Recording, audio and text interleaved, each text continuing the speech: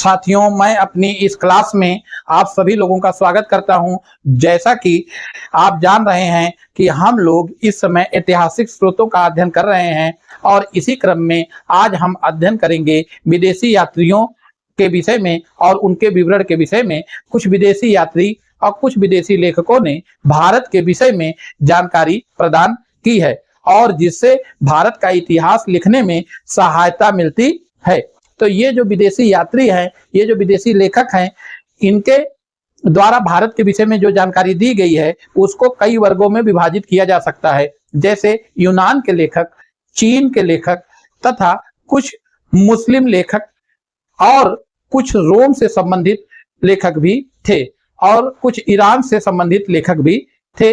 तो इन तरीके से कई देशों के लेखकों ने भारत के विषय में लिखा है, क्योंकि प्राचीन भारत आकर्षण का केंद्र था और समृद्धि का केंद्र रहा था। इसलिए प्राचीन भारत के विषय में उल्लेख करने वाले लेखक भी भारत के विषय में आकर्षित थे और भारत के विषय में उन्होंने लिखा।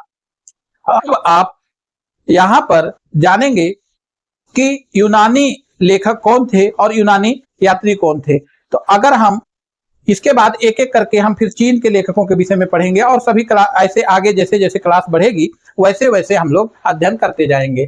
तो जो यूनानी यात्री थे, यूनानी लेखक थे, उनके विषय में हम लोग यहाँ पर अध्ययन करेंगे। यूनानी लेखकों को अगर समझना हो तो उनको पहले 3 भागों में विभाजित कर ले। सबसे पहले वह लेखक हैं जो कि सिकंदर से पहले के हैं, अर्थात सिकंदर ने 326 ईसा पूर्व में भारत पे जब आक्रमण किया था उससे पहले के जो यूनानी लेखक हैं वह है, उसमें आते हैं स्काई लैक्स और हिकेटियस,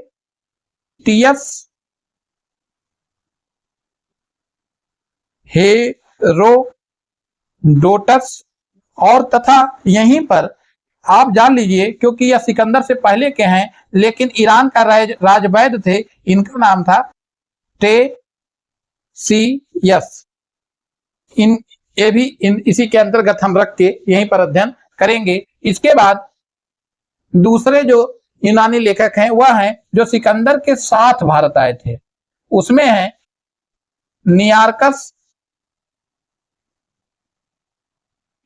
आनासीक्रिटस या आने सीक्रिटस, आरेस्टो या फिर कहिए एरेस्टो बुलस, और सिकंदर के बाद आने वाले या फिर बाद में रचना करने वाले लेखकों में हैं मेगास्थनीज,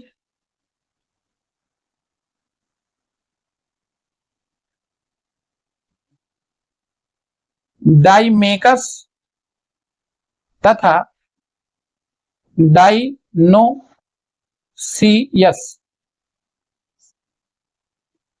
अब इनमें से एक एक का हम अध्ययन करेंगे कि कौन कौन सी जानकारी हमको उपलब्ध कराता है।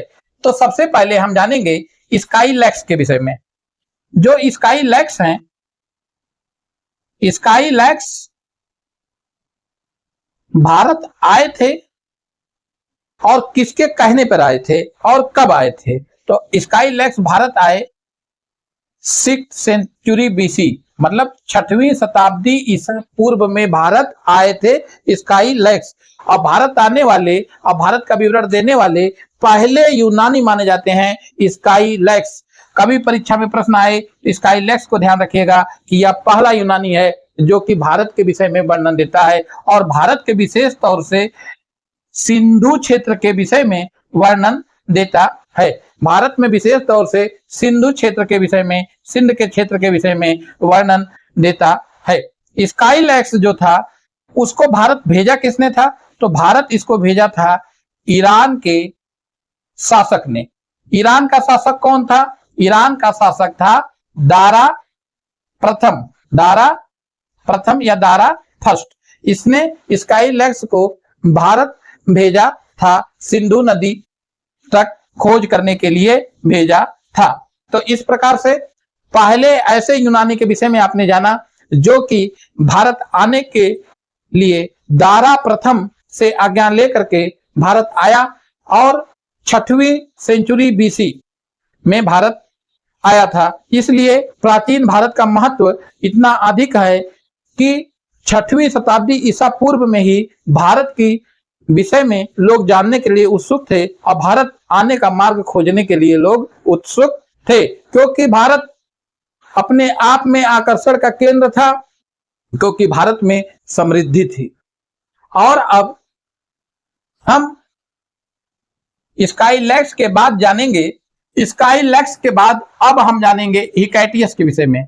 जो ये हिकैटियस हैं, इन्होंने 5वीं शताब्दी ईसा पूर्व में भारत के विषय में वर्णन किया है। और यह जो हिकैटियस हैं यह यूनानी थे, यह तो आप पहले से ही जान रहे हैं। और इन्होंने विशेष तौर से सिंध या सिंधु क्षेत्र के विषय में वर्णन किया है। तो हिकैटियस दूसरे हो गए, स्काईलैक्स पहले थे, इसके बाद हिकैटियस है। और इसके बाद हम लोग इतिहास के पिता हेरोडोटस के विषय में जानेंगे। यह जो हेरोडोटस हैं, इन्होंने भी 5वीं शताब्दी ईसा पूर्व के समय में भारत के विषय में जानकारी दी है। और हेरोडोटस ने जो भारत के विषय में जानकारी दी है, वह जानकारी कैसे दी है? हेरोडोटस, पहली बात जान लीजिए कि हेरोडोटस कभी भी भारत नहीं आए थे, नहीं आए थे। और जो हेरोडोटस हैं, उन्होंने व्यापारियों से भारत के विषय में जानकारी प्राप्त किया और उसके बाद इन्होंने अपनी पुस्तक हिस्टोरिका में जानकारी दी। अब जाहिर सी बात है कि अगर हेरोडोटस, जिन्हें इतिहास का पिता कहा जाता है, उन्होंने अपने ग्रंथ हिस्टोरिका में जो जानकारी दी है, वह जानकारी बहुत अधिक विश्वसनीय नहीं हो सकती, क्योंकि इन्होंने खुद जाकर के भारत में अध्ययन नहीं किया था। इन्होंने व्यापारियों के माध्यम से जानकारी प्राप्त की थी। देखिए यहाँ पे व्यापारियों का उल्लेख आ गया, अर्थात उस समय भारत और ईरान में और यूनान में व्यापार संभव था, और संभव तो सिंधु सभ्यता काल से ही था। लेकिन यहाँ पे जो हेरोडोटस उल्लेख कर रहे हैं, उसके संदर्भ में मैं कह रहा हूं कि इन्होंने हिस्टोरिका में उल्लेखित किया है कि भारत जो है वो ईरान का 20वां प्रांत बताया गया है, और इससे 360 टैलेंट सोना राजस्व के रूप में प्राप्त होता था। इसका उल्लेख हेरोडोटस ने किया है।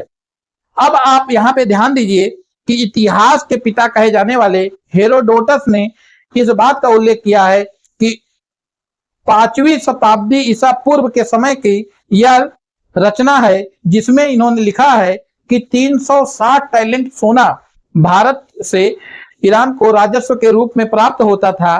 तो यह एक बहुत ही बड़ी धनराशि है जो कि भारत से प्राप्त होती थी। इससे भारत की समृद्धि का अंदाजा लगाया जा सकता है। अब आप हेरोडोटस के विषय में एक तथ्य और है, जो कि मैं इससे पहले वाली क्लास में, और या तो अपनी पहली या दूसरी क्लास में ही मैंने इसके विषय में वर्णन किया था कि हेरोडोटस को इतिहास का पिता कहा जाता है, और इनको जिसने इतिहास का पिता कहा है उनका नाम है सिसरो। अगर कभी क्वेश्चन आए कि हेरोडोटस को इतिहास का पिता किसने कहा, तो आप बताएंगे कि हेरोडोटस को इतिहास का पिता कहने वाले विद्वान थे सिसरो। तो इस प्रकार से हम लोगों ने हेरोडोटस के विषय में भी जान लिया, और अब हम जानेंगे टेसियस के विषय में। टेसियस जो कि ईरान के राजवैद्य थे, और इन्होंने 4वीं शताब्दी ईसा पूर्व में भारत के विषय में जानकारी दी। और टेसियस ने भारत के विषय में जो जानकारी दी वह कैसे दी, और ये कहाँ के थे, ये ईरान के राजवैद थे, राजवैद थे, मतलब वहां के राजाओं के वैद्य या चिकित्सक थे, राज परिवार के वैद्य थे। टेसियस जो है उन्होंने भारत के विषय में जानकारी दी, यह अपने आप में एक बहुत ही महत्वपूर्ण बात है, क्योंकि टेसियस कभी भी भारत नहीं आए थे, कभी भी भारत नहीं आए थे, नहीं आए, कभी भी भारत नहीं आए। तो इन्होंने जानकारी किससे दी, इन्होंने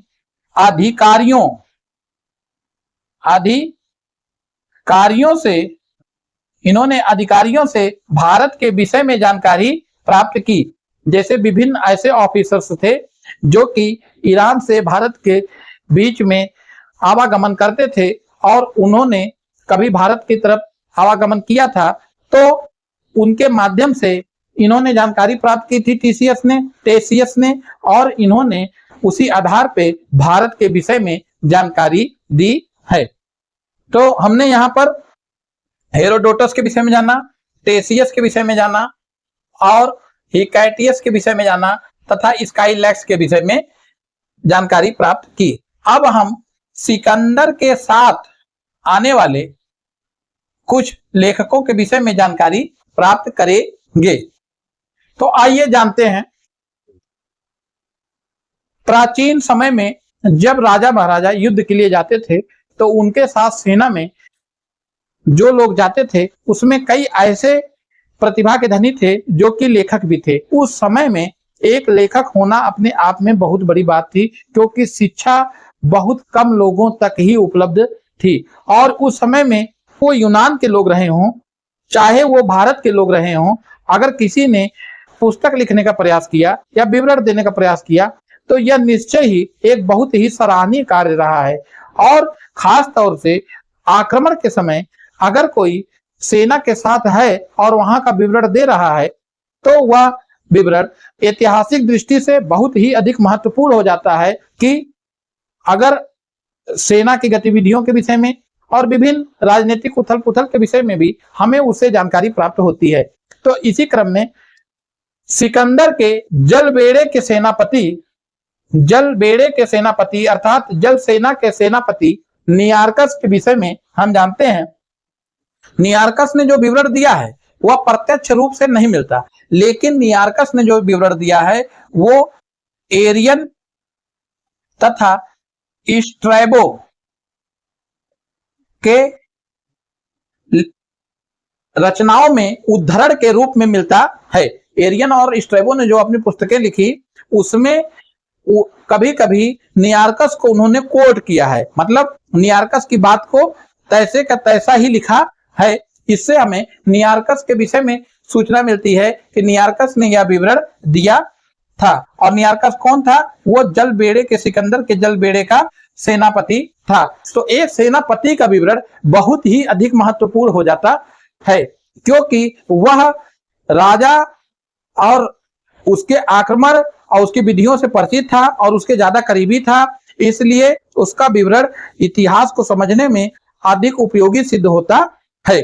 इसके बाद आनेसिक्रिटस के बारे में एक महत्वपूर्ण तथ्य है जो कि आप जान ले, वह है कि आनेसिक्रिटस भी कहीं कहीं कहते हैं, इसने सिकंदर की जीवनी लिखा था। आनेसिक्रिटस ने सिकंदर की जीवनी लिखा था। अब देखिए कितना महत्वपूर्ण ग्रंथ होगा कि इसमें जिसे सिकंदर जैसे यूनान के शासक जिसने अपने समय में 326 ईसा पूर्व में भारत पे आक्रमण करने का साहस किया था, वह सिकंदर के विषय में जानकारी हमको आनेसिक्रिटस के ग्रंथ से मिलती है, जो कि सिकंदर की जीवनी है। तो हमने जाना कि सिकंदर की जीवनी किसने लिखी थी, आनेसिक्रिटस ने लिखी थी। अभी हम सिकंदर का आक्रमण पढ़ेंगे और जब 326 ईसा पूर्व में पढ़ेंगे, अभी ऐतिहासिक स्रोत जब समाप्त होंगे तब हम इतिहास का अध्ययन प्रारंभ करेंगे पाषाण काल से, और उसके बाद धीरे धीरे हम लोग सिकंदर के आक्रमण तक पहुंचेंगे और अध्ययन करेंगे। इसके बाद हम जान लेते हैं अरिस्टोबुलस के विषय में।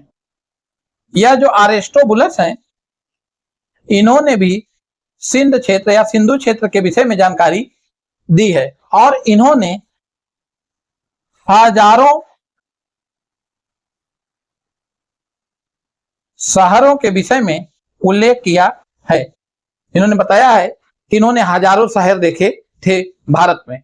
तो इस प्रकार से इनका भी वर्णन महत्वपूर्ण हो जाता है। और अरिस्टोबुलस ने एक किताब लिखी है जिसका नाम है history of war, history of war, history of war नाम की किताब या पुस्तक लिखी थी या रचना की थी अरिस्टोबुलस ने। और अरिस्टोबुलस के विषय में जानकारी हमको एरियन तथा प्लूटार्क के उद्धरणों से मिलती है, जहां पे उन्होंने अरिस्टोबुलस के सेंटेंस को कोट किया है, अर्थात उनके सेंटेंस को लिया है, एक एग्जाम्पल के तौर पे लिया है या एक साक्ष्य के तौर पे लिखा है। वहां पर उसके माध्यम से भी हमको अरिस्टोबुलस के विषय में जानकारी मिलती है। और ये दो लेखक थे, एरियन और प्लूटार्क। इसके बाद ये बहुत ही महत्वपूर्ण हिस्सा था, लेकिन एक यूनेनिस थे। इनके विषय में बस इतनी सूचना है, यूनेनिस ये सिकंदर के समकालीन लेखक थे। यूनेनिस